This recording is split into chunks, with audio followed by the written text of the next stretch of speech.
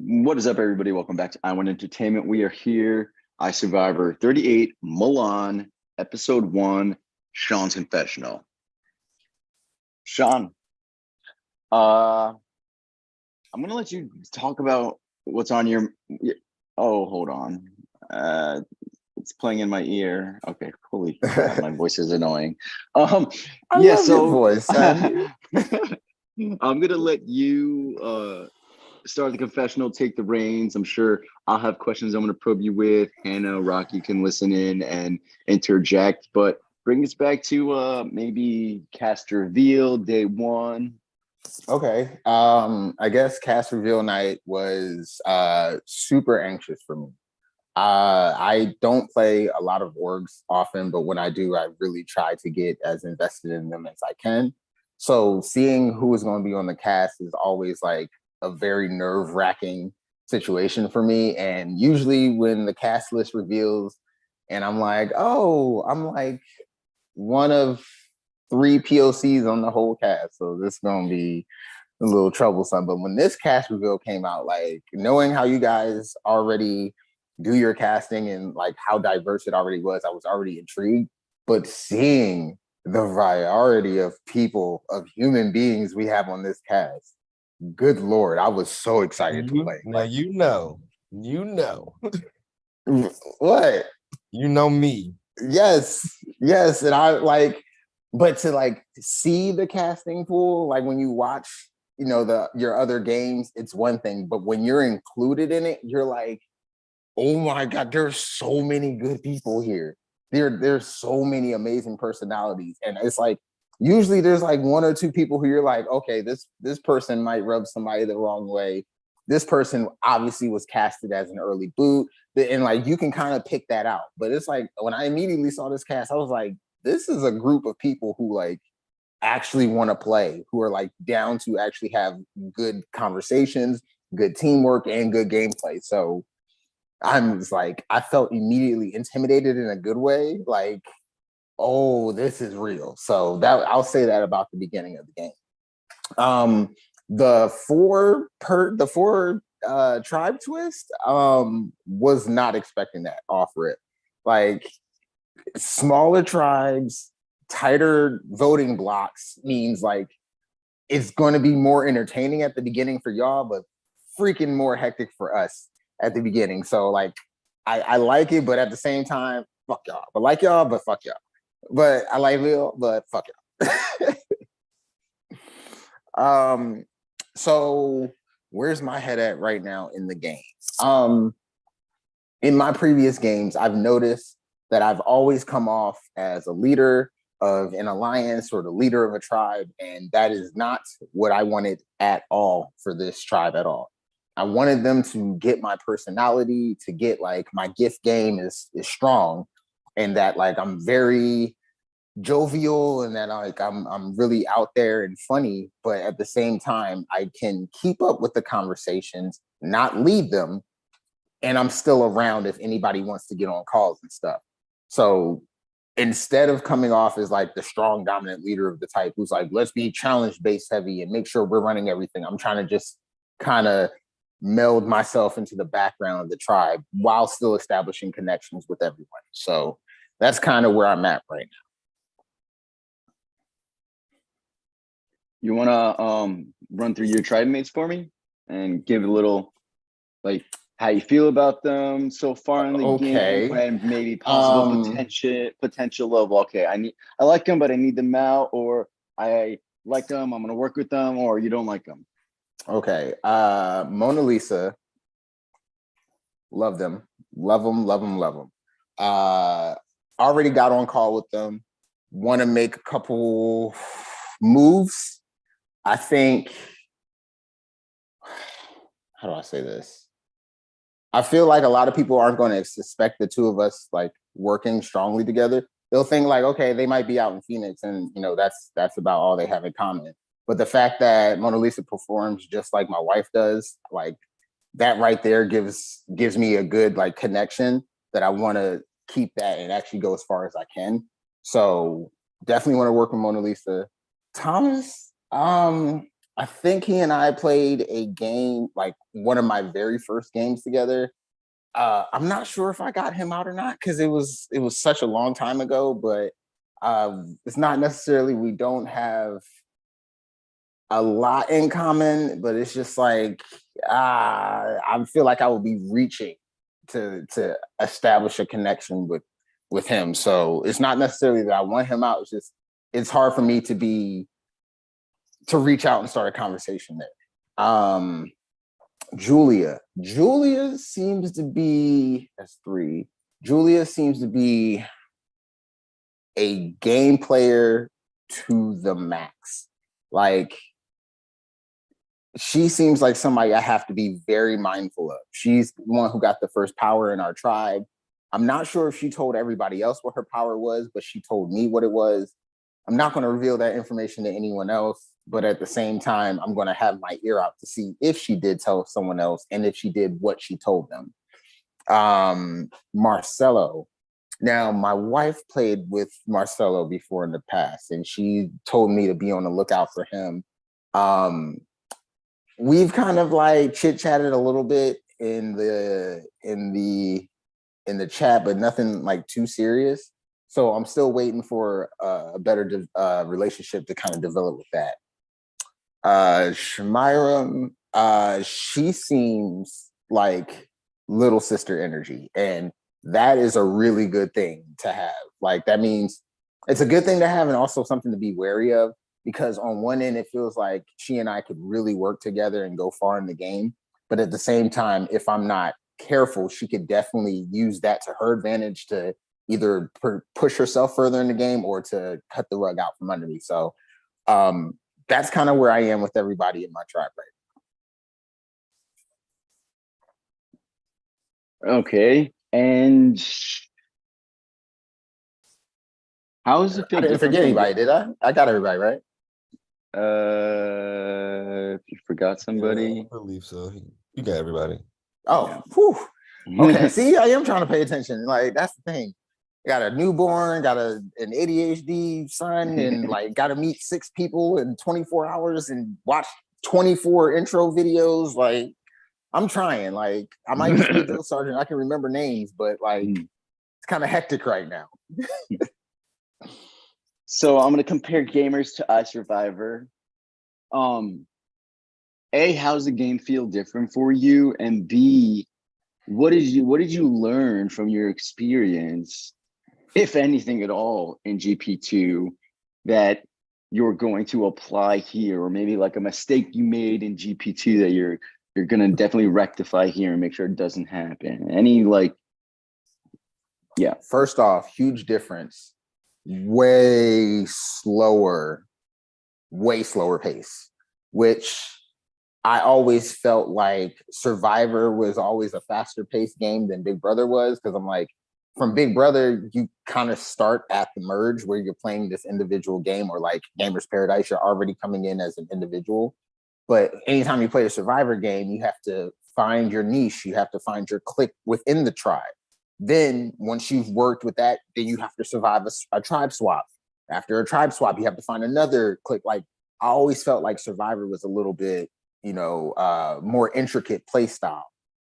So to come into this game, and I was expecting from the jump, people were going to like want to start off little conversations and want to start talking game. No one has said a word about like true game yet. And it's like day 2 now. This is the first time that's ever happened in an org for me. So I'm like, maybe the community is evolving and they're understanding when to talk and to not try and necessarily be the first one to break the ice to put the target on their back. Or maybe I'm just being in my head right now, but it's definitely something that I'm aware of, which brings me into what I learned from GP2. There was a term that Jackie used when we went through our situation. And she said that you are unapologetically confident. And it's not necessarily a bad thing, but sometimes your confidence in yourself can unintentionally make someone feel not enough, right? Inadequate. So there's a certain way I have to go into certain conversations, and be more of an open book instead of just this hard, this is who I am presence, take it or leave it. Because while in person, that may see someone can read my body language, see that I'm non-threatening in person. When I'm through a screen, they can make any assumption that they want about me and then be able to disconnect and move on. And that's not what we want going forward. So I figure if I lead more towards the friendlier side of Sean, show the teeth, maybe that will make me as non-threatening, even though before it was like, I don't care if you find me this or that, this is just who I am. It's not, it was told that I'm not necessarily giving a false version of who I am, just a sweeter side of myself. And before, I always used to think that that was non-genuine as to who I am. But, you know, after previous experiences and talking again with Jackie and like actually putting real thought into it, I figured, okay, if I'm giving a nicer, sweeter side to myself and trying to lead more with kindness than I already was, if something gets taken or misconstrued from there, just disengage. Like, don't even put your energy towards it anymore. Just disengage and try and let the chips fall where they may. Because if a sweeter side of me and a even more less non-aggressive demeanor is still enough to trigger you, then I just need to leave the space if that's the case. So, I feel like I'm rambling. My bad. No, you're good. That's what confessionals are for. Ramble away. If let's talk about the challenge. How do you feel about your tribe's teamwork and cohesion for this first challenge? And what do you expect to occur? I feel like our teamwork is like, we got some real gamers on my tribe, especially with Julia and Marcelo. The two of them. Oh, and Thomas. Thomas made a whole video, like a 24 minute video that splices all of the intros together. So that way we can watch them back to back without watching all of the intros at the same time. And then I think it was Marcelo who put a Google Doc together. And in the Google Doc, you can like see everybody, all 24 of us, and just like intricate things about everybody's video. So that way we can like actually take notes. So the fact that was done in less than 10 hours, I was like, okay, I have to be on the lookout because these mofos are here to play. Like, I haven't done anything that intricate since I was like in college that quickly. So I was like, okay, the teamwork here is like legit. These are some real people. So all you have to do is put in the work and the effort with this tribe, and I feel like we'll be good. So all I have to do is just find another 30, 45 minutes today, actually go through, watch the videos while looking at their notes, while making my own notes. I think I should be pretty decent. We should be okay. Like, but if any other tribes did the same thing, then it's a wash and we're all back on even footing. But if we're the only tribe to have thought of this, I think we have a real good advantage. That's all I'm gonna say.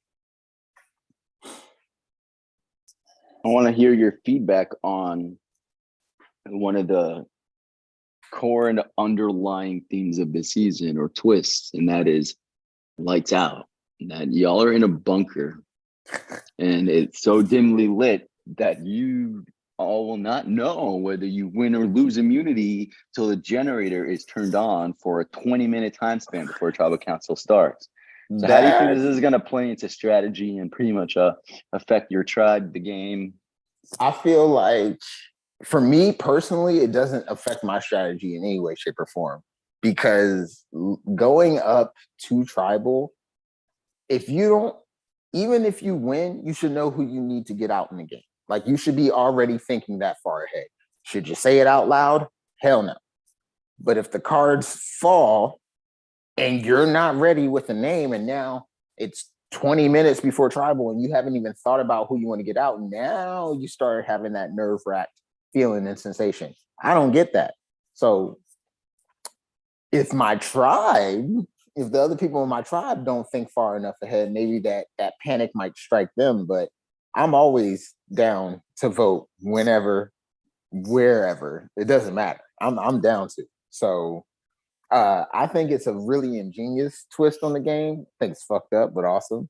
But 20 minutes before each vote out, you don't even know. That's cool. That's a cool challenge. So I'm interested to see after the first like two or three challenges to see, how people's voting patterns are going to change. This first one will really lay out if people already have plans in motion or if tribes are going to have to scramble to vote somebody out. We'll just see what happens.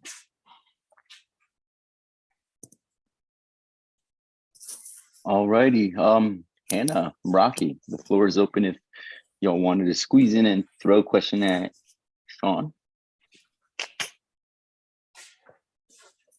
Oh, go ahead, Hannah. Oh no, I was gonna say I'm all right this time. Okay. I mean, it's early game. Y'all only haven't. It's been like what? Not even a full 48 hours yet. Not yet. Are you like? How do you feel about the other tribes? It's like looking at how they're stacked up. Like, are you already thinking about like if you make it to the swap, who you would want to like talk to, or did anybody like catch your interest?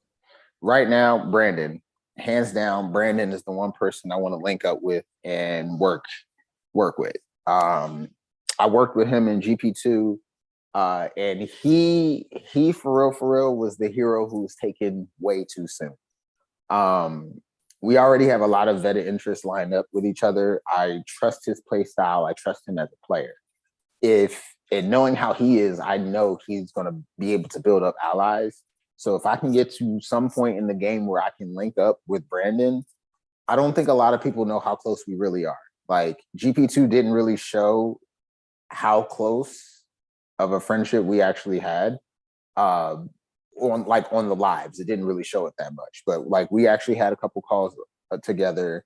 We talked outside the game after GP2 was over. So like we have a pretty decent relationship, and I don't think a lot of people know about that. So I think that would really come into play later in the late game, where he might be in a position of power or be close to someone in power who might be able to either save me or they might be able to bring me into something which can either further my game or just give me the push I need to keep me in the game. So Brandon is who I'm looking forward to down the line. Everyone else, I'm not too sure about. Like their videos seem like interesting people, but like for the most part, I'm not too excited about anyone else yet. So. Okay. I mean, obviously Julia went on the trip this time, the adventure to the fortune teller. Like, how do you feel about that? I mean, the picking is at random, so like you just never know who will go. But like, how do you feel about that? Like, are you anxious that you want to go so you can see what it was about, or like are you too anxious about even like doing that? You think that puts like a target on your back going to something like that? I feel like it would only put a target on your back if only one person per the 4 tribes got to go to the fortune teller. But the fact that 4 people every round get to go, it's not necessarily like putting a target on your back. It's just like, oh, I wonder what that person got. That's it. And when my turn is coming. So it's not necessarily guns out, ready to get that person out because I know they have an advantage. It's like, I have to be mindful of what I do because I don't know what their advantage is. If I'm lucky enough that they open up and tell me what it is, great. Either that information is real or it's false. Now, Julia sent me a picture of what she got, which essentially, I don't want to misenunciate the the word, but it was like something with H, Hefetat something. And essentially her power allows her to go to another tribe. And then if that tribe goes to tribal council, she gets a vote. If her tribe goes to tribal council, she has the right to be able to swap. It was like, okay, that's interesting. did you show anybody else this? And, and she was like, well, I'm wondering how we can use it for everybody. I'm like, you can't really use that power for the tribe. That's more of a you power. But I appreciate you for telling me and letting me know just in case you got to do that. So, like I said, it's kind of not necessarily a target on your back, just more of an advantage that the other players have to be aware of. Am I looking forward to going there myself? Like 75, because I rarely get powers in this game. So if I get excited about getting a power and then I get it, and it's either something that's I absolutely can't use right now, or it's OP in its power, I'm not necessarily going to be like excited. I'm going to be like, great, now this thing I have to use. Otherwise, people are going to come after me for it. So it just feels like more of a weight on your chest. So,